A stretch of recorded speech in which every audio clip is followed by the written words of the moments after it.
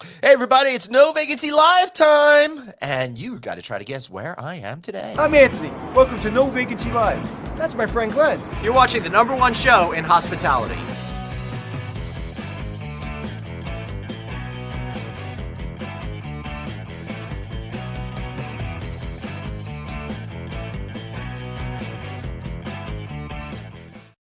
Hey everybody, welcome to the one and only No Vacancy Live. I'm your fearless host, Glenn Hausman. Okay, I'm lying. I've got a lot of fears. The one fear I don't have is getting to talk to amazing guests every single day on our show. But also, I've been thinking a lot about, what you folks can do to improve your investments. And that's why I'd love for you to talk to the good folks over at Choice Hotels Development. Now that they've incorporated the Radisson family of brands into their offerings, there's no better place to put your investment dollar into a hotel. They got classic brands such as Comfort Inn, and now with Radisson brands like Radisson Blue, Radisson Red, Country Inns and Suites, it's better than ever. And not only that, but they've got the Hotels program trying to get women into hotel ownership, and a great diversity program too for everybody else. So check them out again at Choice Hotels Development /diversity. All right, so today I'm coming at you. I'm going to be here at the Broadmoor Resort in Colorado Springs for the next few days, and I'm excited to be here. It's one of those old classic properties that just ooze history over there, and I absolutely love being in places and like that. But we're not talking about that today. No, we'll get into that on another day. Today, instead, we're going to be talking to the brand new GM of the W Hotel Hollywood, Nick Rimedio. Hey, man, it's great to see you again. How are you? Great, Glenn. Great, Glenn. Great to be with you today. It is good to speak to you again, man. The last couple of times we had you on the show, we are in the thick of hell. And at your previous job, you were captaining a ship over there and facing so many new challenges that were popping up every single day. So I'm sure a lot of that and all your other experiences prepared you for this job that you just got a month ago now. Congratulations. Thank you so much. Thank you. So what was it like making the switch? It was big. I was so fortunate to be at Lapeer Hotel in West Hollywood for almost 6 years. It was my baby. I got to open that hotel, take it through the first couple of years, then the pandemic hit. We did a series of pivots that really transformed the property. And then I had an amazing opportunity with Marriott to come over to the W Hollywood, which is a tremendous property. It's a flagship or a halo property, they like to call it. And a really, really exciting time. And I've just been blown away by the company culture, by the neighborhood and the team here. It's a great place to be. Yeah, I hear. Oh, poor Suzanne's got no power to join us backstage today. She's in Florida. You know how that goes. A lot of hurricanes over there, and she's suffering. She got some stuff blown down. Apparently, her power lines too. Suzanne, I hope you're doing all right over there. But you know what? The interesting thing is, Nick, W Hotels is one of those brands that doesn't have a massive footprint like other Marriott brands, even Residence Inn, for example. But it has more recognition, I think, than any other brand in the Marriott family, other than ones that have the word Marriott in it. Yeah. So it's pretty amazing, especially to be in such a great location. So what a great opportunity for you. What's it like for you that first day? You've got all this experience, but you're working into a world of unknowns. How do you get in there and start the things off on the right foot? What I like to do when I join any team is I like to sit down individually with each manager, with each leader, and take about 30 minutes to get to know them. And I ask the same 6 questions. And they're 3 non-work related, and then 3 work-related questions. And those questions are, what's your favorite movie? Right. What kind of music do you like? Who was an impactful teacher or coach growing up? Or it could be the last boss that you had, someone that really makes an impact when you think about them. And then the work questions are, what do we do really well? What don't we do so well? And what do you think my priorities should be? Right. And so we've got an amazing team of about 50 leaders here on this property. So it did take me almost the entire first month to sit down with each individual. But you start to see a pattern. You see a pattern of what we do really well. So those are the things that I need to celebrate. You see that pattern of things that need improvement. Right. Then you hear that pattern for priorities, which is how then we strategize and making change. And so for me, that's the most important step, is to sit, listen, get to know everyone, And I also give them the opportunity to ask me any questions that they'd like, so we can, build that relationship of trust, which is so important when you're a new leader coming into a new Yeah, organization. particularly anytime you come in, there's a lot of fear that's around Right. it, right? People just don't know, and they have fears and expectations that may not go the way that they hope them to go. So it's really important, I think, to get in there and alleviate it. But there are changes that have to be made, and that's always difficult. So I guess the first thing is try to get them on your side, and then you could go ahead and go about the business. What do you learn from people by asking them questions? We'll get to that in a sec, but I'm curious, what do you learn from people when they tell you what their favorite movie or their favorite artist is? So, like, if I say, "Hey, I'm a huge Celine Dion fan," you go, "Ooh, thanks. It's been nice working with you." How does that work out? Well, I think in that example, and I love that you threw me that curveball. Uh, I think that tells me that you enjoy big ballads. Yep. That you have some sentimentality And, about you. and you'll also know that once I leave the job, my heart will go on. So, That you've probably gone to Vegas to see her.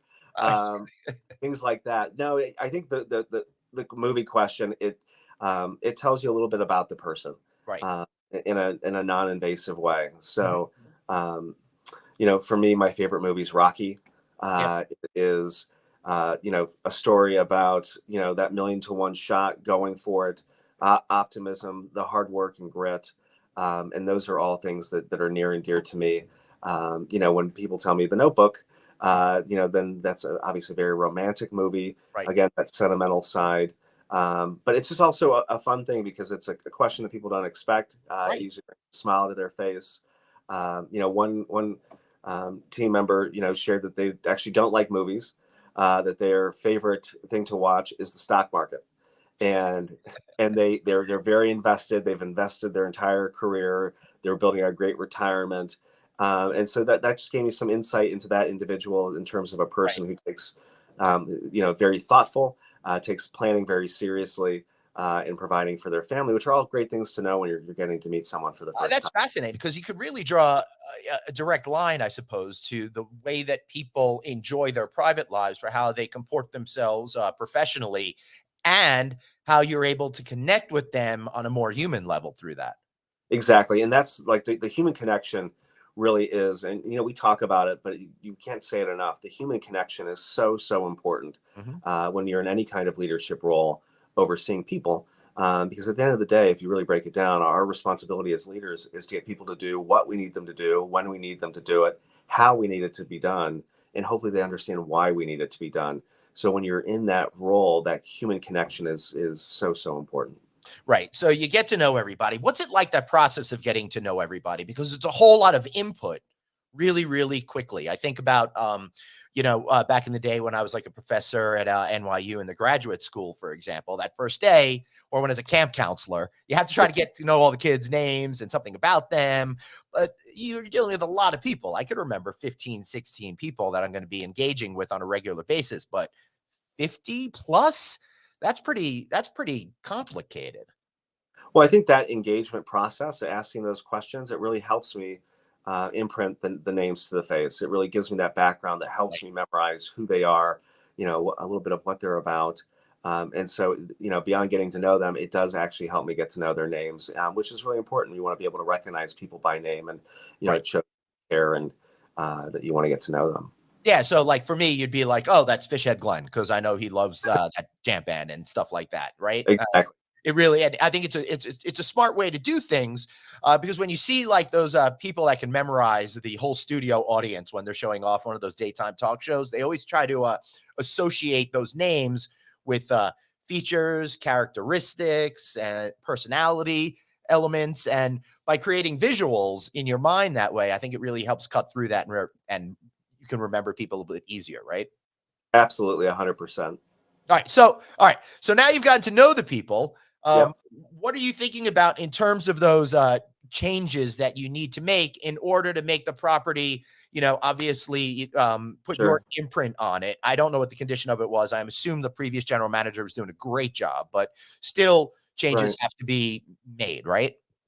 No, absolutely. I mean, nothing, there's no rocket Mhm. science in terms of, the change. I mean, I think that, all of us in hospitality, can talk about the severe impact that service took during the pandemic. You know, when Right. we went to skeleton crews or closed, and then bringing it back, having so many restrictions, and then kind of turning the big boat that our teams are in terms of bringing them back. That we need to start saying yes again. With W, there's a promise of whatever, whenever, Mhm. and bringing Wait, that it's back. W. It's a former Star Wars brand. There has to be three things in the sentence. You're missing a W. Everything. Yeah, I'm sorry, it's a little inside joke. Everything Star Wars used to do always was in groups of three. So, kind of like Michael Mina and the trio. right. Uh, but yeah, that's the biggest thing that we're focusing on here is our service culture.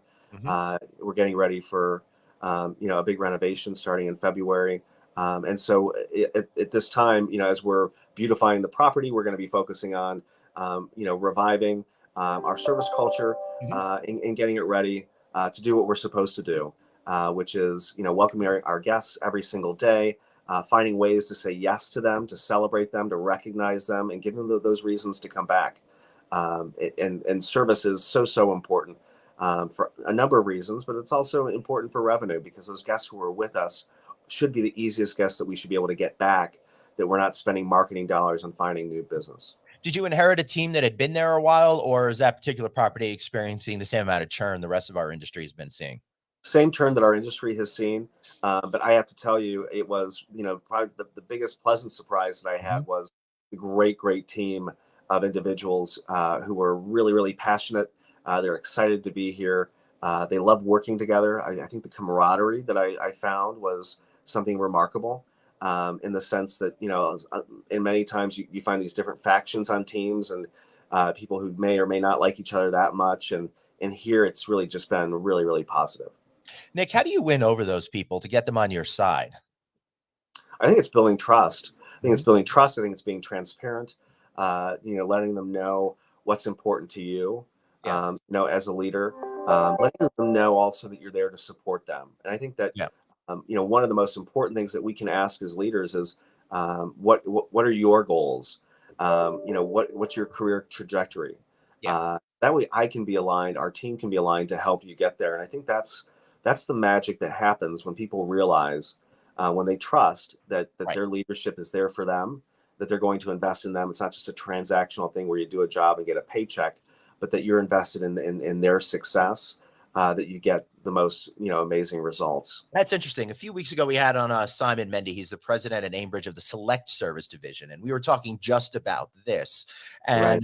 he talks about bringing people in and having those discussions about what your career path is. It's the first time I really heard about that. I'm really glad that you're doing that too, because I have a feeling a lot of the young people that come into the business don't even realize all of the opportunities that are there, with not only within the hotel but outside the barriers that are still supporting the hotel with a lot of things, right? Well, it's AmeriCorps in terms of putting people first, and Mhm. so that obviously resounded with me, and made it very natural. But that's part of the magic of hospitality. I mean, it's the one field truly where you can have someone that can start their career as a busser in a restaurant, as a front desk agent, as a room attendant that can climb the ladder and become a general manager, a senior vice president, even a CEO.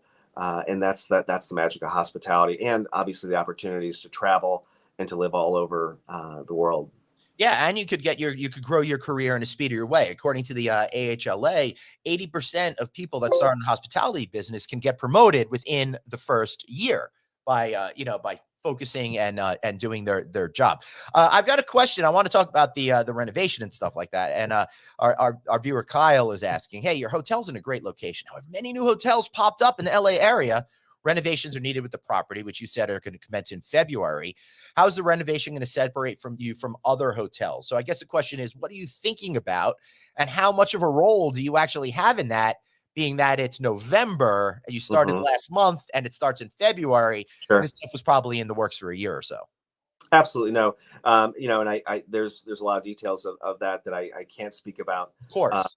but Just generalizations, I understand. what I can say is this. I mean, we have tremendous owners, and they're investing a lot into this property. They see the promise of it.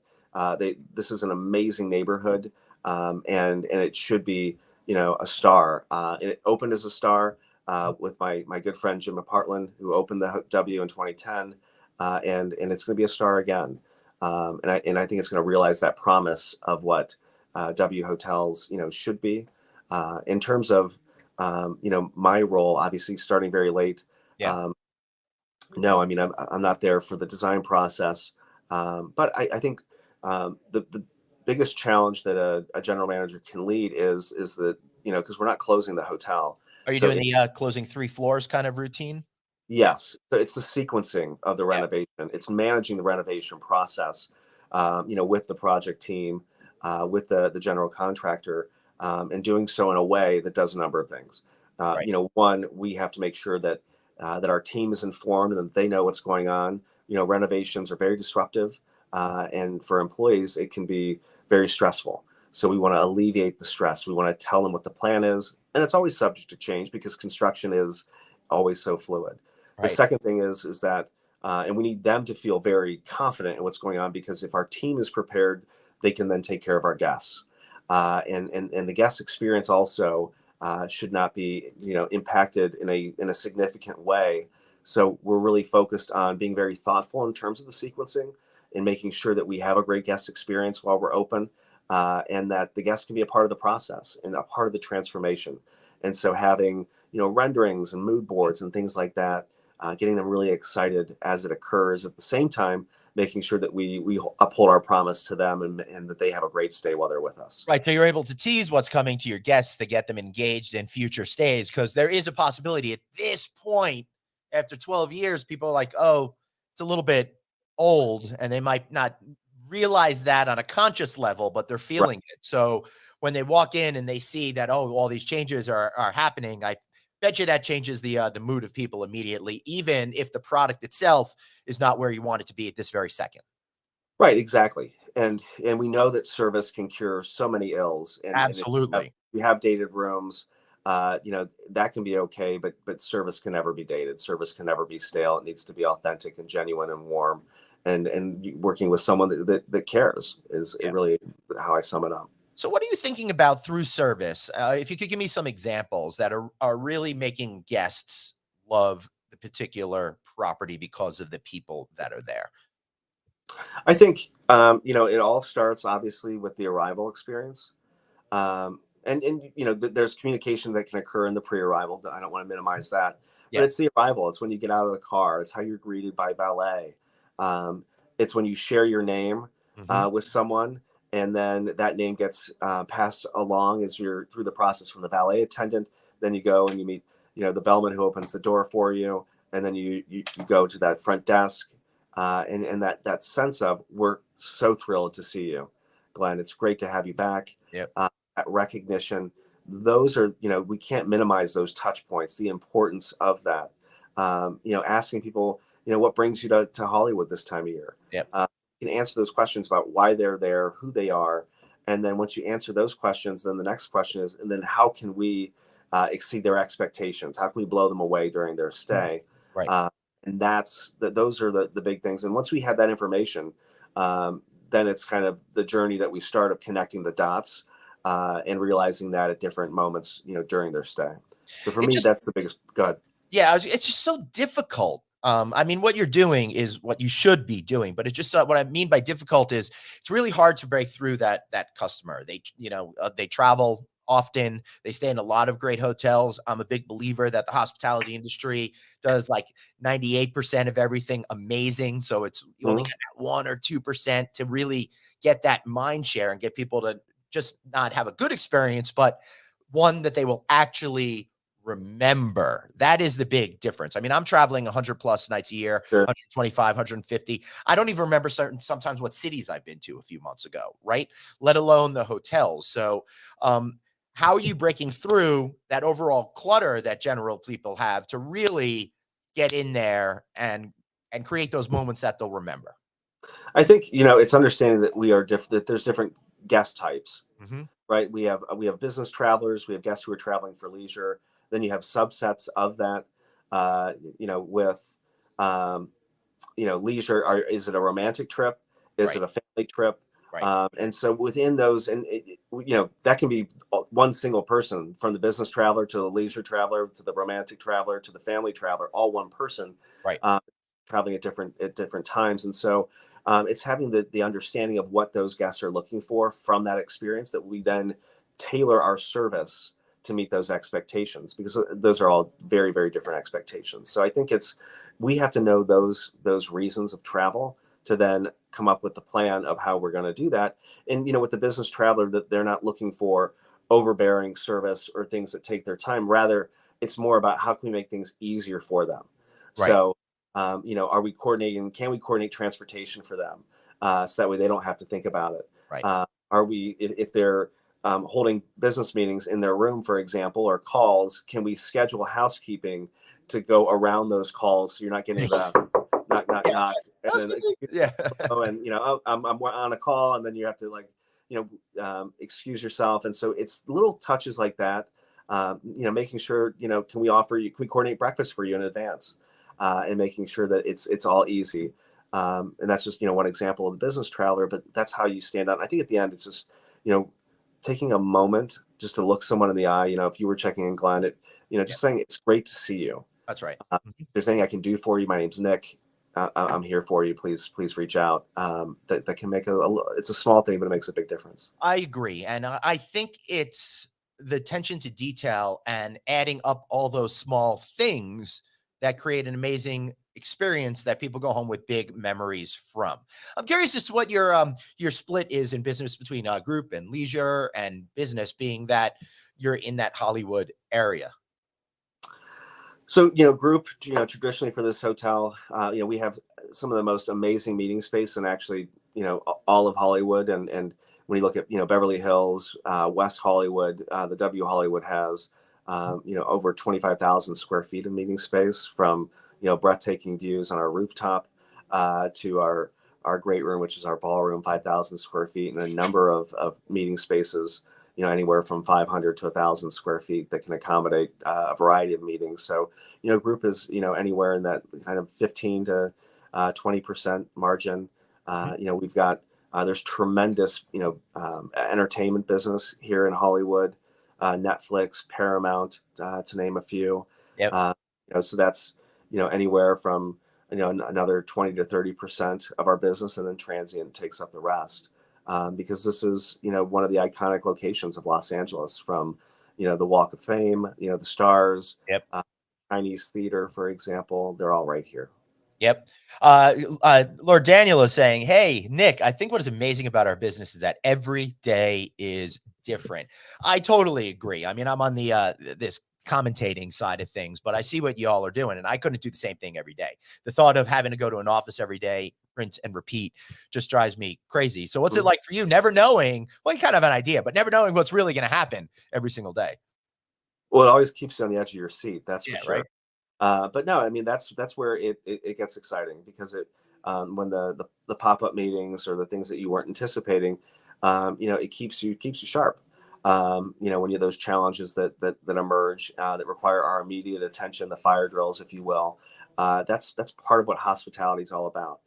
It's easy to plan things out and to go through a schedule, but it's when we are thrown a curveball, where our abilities, as hospitality practitioners, to be there's a science behind it for sure, but that the artistry is what comes out of the unexpected. And that's why I love what I do. That's awesome. How are you thinking about the services that you're offering, the amenities, the food and beverage, to better connect with the 2023 traveler as opposed to the 2019 traveler?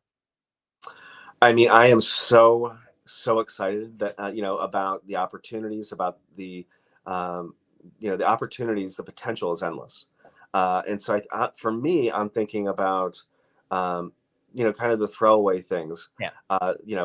In-room dining, room service. Mm-hmm. How can we make room service exciting again? Yeah. And so brainstorming, and these are conversations that I'm going to have, in the months ahead, of, the idea of dine-in, from a guest perspective. What makes it relevant? What makes it exciting, to where it's not just, a cart of food that's been wrapped up, Yeah. with the lids and all of that, and it's semi-warm. And so thinking about our menu offerings, thinking about how we transport food, really getting into the minutia of those details. Yeah. What I'm excited about. Mini bars, another one that I've always been passionate about, and having, a really dynamic mix that you walk into the room and you see this incredible assortment of things that are, some are local, Right. like your peanut M&Ms and your Pringles, and you know what, people love them and they should be there. I think I think you're right, and it really frustrates me when hotels don't understand the value of that mini bar that's there. And I'm tired of reading those articles that you get every year in USA Today or something about that, about what a ripoff they are when you're providing a service and you're making people happier. I never understood that, but I really like what you're saying about the local thing. I think that's really super essential because you got to have the M&Ms, you got to have the Pringles, but you have to have something that's indicative of the neighborhood that you're in. So do you know any like products and stuff like that you're thinking about that really says LA? Well, this is so random, but at the Grove here in LA, which is a great farmers market, there are these incredible pickles, and this pickle guy has got like 12 different flavors, from like jalapeno pickles That's to cool. horseradish to honey mustard. And so those are things, that are unexpected that, we wouldn't obviously let sit in a room for hours. But there are things that we're thinking about in terms of amenities that we may deliver up to the room once we understand a little bit of guest preference. Right. There are things that we could incorporate into a bar snack program, which is another thing that I'm passionate about. I mean, everyone's had the same olives and nuts and wasabi peas forever. So how can we create an exciting bar snack program that again makes people pause and say, "Whoa!" And I think they're not just giveaways; they're opportunities for inducing people to order more. And that's how I think about amenities. To me, amenities really should be mini bar marketing, or your restaurant marketing in terms of giving them a taste that then people say, "Where do I get that?" Yes. And I guess that connects you better with the fabric of the neighborhood. And maybe, and I'm just spitballing here, maybe if you could have elements from some of the local restaurants, right? That maybe they have something that can be prepackaged and won't go stale in 20 seconds. Maybe that's a great connection that you can make. And you could be like, oh, you like that? Why don't you go try the restaurant? Because we know you're not going to eat every single meal at our hotel. Absolutely. And that's the unique position that hotels have in their neighborhood. They have a captive audience, and then we have the ability to bring people, behind the curtain, if you will, to explore some of the very best local secrets that are in a neighborhood. That then introduce those travelers who then can be regular guests when they visit our location. Right. All right. Now, in the last few minutes, I don't want to talk about, oh, woe is me, it's hard to hire people. I want to flip the question. What do you do to keep people engaged and interested? And what is it that the up and coming hospitality professional is really looking for when they have a job? I think going back to what we spoke about earlier, I think people want to know that you're invested in them, Right. that they're not just a number, that they're not just there to fulfill a role, that you are there for their success. So I think that's in the trend of hiring. What I would say is that when you're looking at serious candidates, understanding what their professional objectives are, what are the work-life balance issues that are important to them. Right. That's important. It's huge. What are opportunities for remote work, when appropriate? How can we, kind of break the mold and say, what can we do differently to cater to them? At the same time, I mean, obviously we have a 24-hour, 7-day week business to run. Right. So it's not as simple as other industries. But I think it's really just, that personal connection. And once people know, again, that you're invested in them, they're going to stay longer with your company, because while there may be other opportunities that may pay a little more, or they may get a title change, they may not have the same connection with their employer that they may have with your company. Right. If you create an amazing atmosphere to people to be in, they're not going to be desiring to leave it so quickly. But you mentioned that flexibility, that work-life balance thing. This is something that's really important. I came up in a generation, and Anthony came up in the generation of like, you really sacrifice your family life for the business. You're always there, Right. there. Younger people don't feel that way. And I'm a little jealous of younger millennials and Gen Z people who are not even thinking that they are going to do that. How are you able to accommodate the different way that people want to live, where they put more of an emphasis on their life outside of work as opposed to being in the office, being at work slavish hours. Well, I had a mentor once, Mhm. many, many years ago when I had my first general manager role for a restaurant. And I asked him, what schedule should I keep? And he said, be here when you need to be here and don't when you don't. Yeah. Uh, and I think that's the mentality that I've always had. And I think that's really important. And understanding that the work-life balance is different for everyone. Um, you Right. know, I may need to go. I may need to run today and go catch my kid's soccer game. Right. Or absolutely. do whatever. But for people who are very passionate and very committed to their career growth, it's a matter of I may go watch my kids game today and take a short day, but then they already know that they're going to be there another day long, because they're going to have a full day in the office, and then they're going to have clients that they have to entertain that night, and they do so without complaining because they know that's just part of the work. Mhm. And so I think that it's the flexibility in terms of how we organize our work days is important. I think I don't think in terms of how we kind of grew up, where you had to sacrifice your family and work a million hours. Yep. I don't know that in some ways that hasn't changed, in the sense that um, if people ask me all the time about promotions and how to really accelerate their career, the fastest acceleration is when you put everything into it, and that can be home life or work life balance. Other people aren't so fixated on getting a promotion a year every year for the next 20 years. And I agree. And I think we have to understand what people's career goals are, because I yeah, think for a guy like you and a person like me, that it's really important to do that. Right. For me, my career is a lot of how I evaluate myself and my self-worth and my being and all of that kind of stuff. But other people don't have that. no, They want to have a job and go home, and good on them for knowing what they want in life. Right. absolutely. I mean, I think about, for me, my career is my vocation. It's not a Right. job. It's part of who I am. Right. And I love doing it. It doesn't feel like work. But not everyone feels the same way. And I think it's okay to embrace that. For some people, they just want it to be, 40 hours a week. And I celebrate that. One of my childhood best friends, growing up, he's got a beautiful family. He's got the white picket fence. Mhm. His kids are in high school. It's unbelievable when I see these little people who are now big people. Yeah. But for him, it wasn't always about the job. It was about a job to provide for his family, and I love to see that. And so I think it's accepting people's differences, as you said, accepting people's career trajectories and what they want out of their career, Yeah. and then finding ways. I think that's the trick, right? We have to find ways how to be flexible in providing the environment that can do what they want it to do for their own career. Yeah, and I think you're up to that task. Kyle is saying, used to work for Marriott. It was a great opportunity. Worked in 3 metro areas, and they taught me a lot. One issue is flexibility, but I know Marriott has now tried to limit those 14+ hour days to 8+ hours. Yeah, all the major hotel companies and all the ownership groups are in a position where they must absolutely rethink everything from the ground up. And I think that's one of the good things, if you could say good things, that came out of the pandemic over the last 3 years. It gave us that permission to change absolutely everything and reevaluate things that we thought was supposed to be done in a particular way, but we just convinced ourselves of that, 100%, and Marriott's committed to that. As many companies are, they're listening Yep. to the More workforce, than ever. the challenges with recruitment, and I think it's a really exciting time. As we're reinventing how we can do things better, Yeah. better for our guests, better for our associates, in a way that continues to allow us to win. And that's what it's all about at the end of the day: winning for yourself, winning for your team, winning for your family, winning for your guests.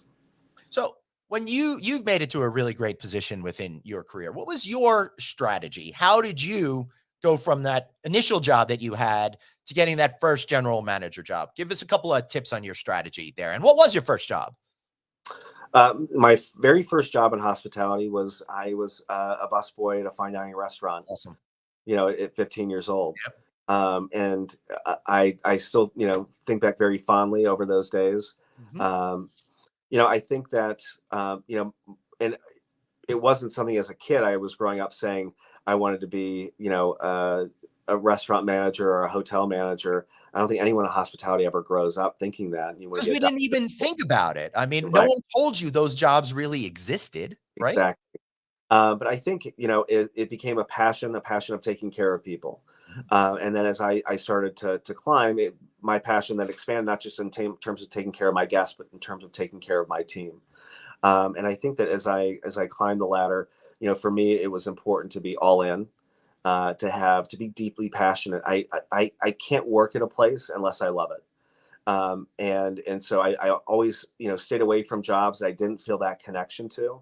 Mhm. I remember when I was in college, I had an internship opportunity come up, Yep. and it was with a lumber company. And Right. when I say this, I'm not minimizing or diminishing or insulting anyone in lumber. It's a really, Got really your important passion. thing. Mhm. But I remember the hiring manager said to me, like, "Why are you passionate about wood?" And it dumbfounded me for a second, and I really couldn't answer the question. And it kind of was like this thing where, like, I'm not. And so my Yep. advice to people is, in terms of your career, really do what you love, because if you do what you love, you will put your heart and soul into it, and you will rise faster than other people who are more lukewarm about it. That's I, true. That is, and let me add to that. If you are super passionate about it and you put everything you have into it, you will make a good living at it. I mean, oh, you sure. know, I don't know how I pulled this off that I get to do this for a living, but I freaking love it, and the universe is rewarding me for being passionate about it. Yeah, because you can't fake it. You can't fake the passion that you have, Glenn, Yeah. that Anthony has. I mean, it's so authentic. It's real. And so, do what you love. Surround yourself with great people. Have great mentors. I think that's a really, really, really important thing. I would not even be close to where I'm at today unless I had the amazing mentors that I had. I like to say I'm standing on the shoulders of giants. Mhm. For those people that took time out of their day to guide and shepherd me. When I thought I knew everything, but I really didn't know a whole lot. And they sat me down, and I was just fortunate enough to listen. So I think listening to mentors is a really key thing.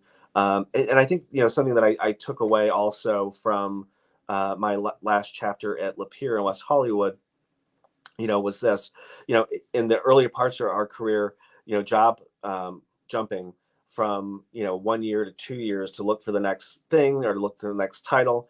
That's a kind of a normal part of life. But I remember um, an asset manager that I was interviewing with for my first GM opportunity, and I didn't join their hotel, but he gave me this advice in terms of for your next role, you really should stay there for at least 5 years Mhm. to show that stability. And I think that that's a really important lesson that I would share with people, that the job jumping is appropriate in the earlier parts of your Right. career. However, being able to show stability that you can be in a place for more than a year or two is really critical.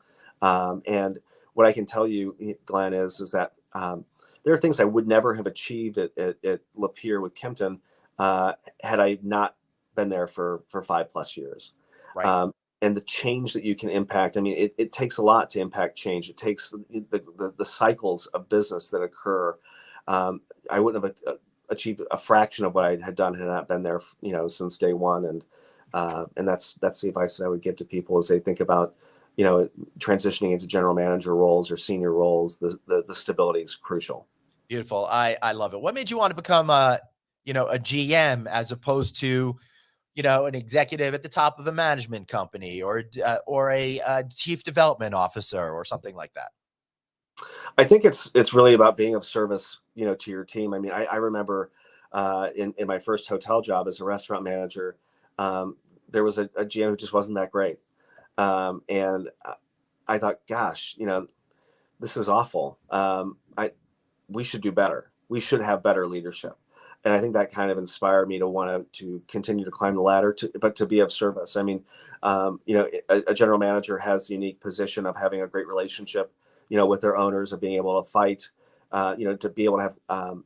creative conversations about budget, for example, Mhm. to achieve the objectives of the ownership, but while also providing opportunities for their team to continue to develop, to have internal promotions, those raises that can be so impactful to people's lives, for their families. I think one of the best things about what we get to do is to promote from within. When you take an entry level manager and then you promote them along the way, and the next thing you know, they're your director of operations.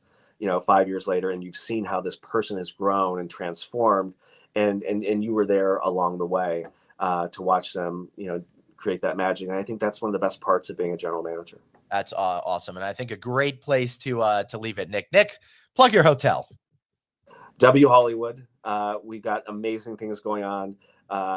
We're 305 rooms. We'll be adding more rooms through our renovation, which will start in February. Don't let the renovation stop you. We've got amazing things planned for next year, and I hope to see you. And I can't wait for you to actually be able to tell us what some of those amazing things are. Nick, thanks so much for being here. Do me a favor, hang out backstage. Let me wrap up, and then I want to give you an official goodbye. All right. All right. Thanks. I'll see you in a bit. All right, buddy. Thanks for watching. You know what I really love about this is we get to talk to people from all facets of the business. And today, we really got into what it takes to help your associates become great professionals while also serving your guests in a truly authentic way by providing great service, remembering who they are, and of course, giving them stuff that's going to tie you to that neighborhood, either in your restaurants or connecting with outside restaurants. And of course, at that mini bar, which I absolutely love. That nobody has to see how much I'm actually drinking or how many peanuts I'm eating. All right, everybody, be sure, if you're listening to us, if you're watching us right now, why not listen on Apple Podcasts, iHeartRadio, Stitcher, et cetera, wherever you want to be. And if you're listening to us, give us a look. We're on LinkedIn. We're on Facebook. We're on novacancynews.com. And of course, we're on YouTube, because how could you have a show without being on YouTube? All right, everybody. Thanks for being here. Remember, you've got one life, so blaze on. And as Anthony would say, be kind to yourself. See y'all next week.